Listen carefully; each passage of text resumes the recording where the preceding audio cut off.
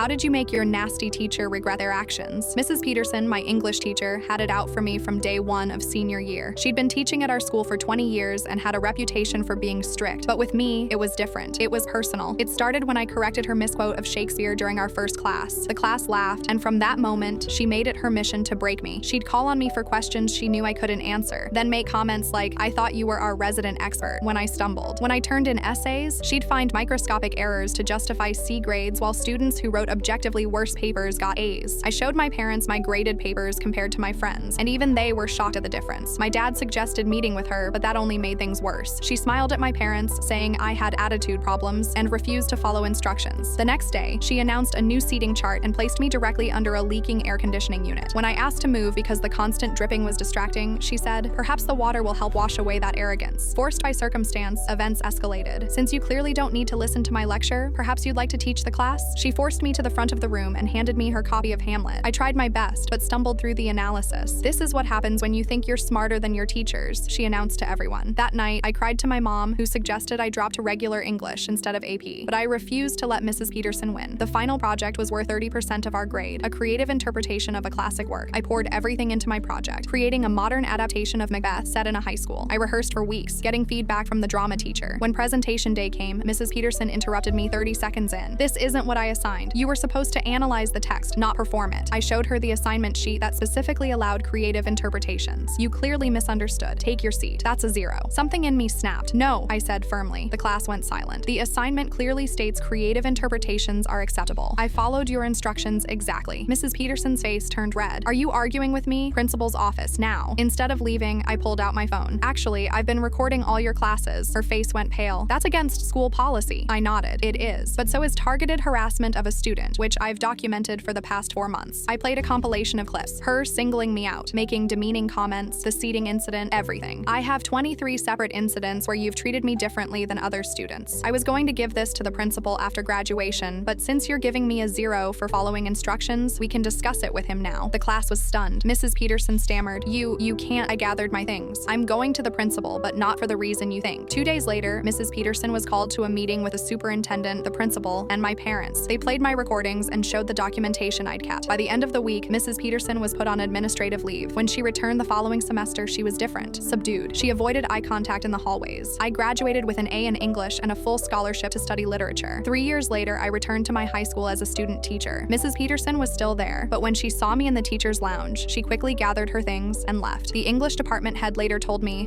she had to take sensitivity training because of a student a few years back. Changed her completely. I just smiled and said, "Everyone deserves a second chance to learn."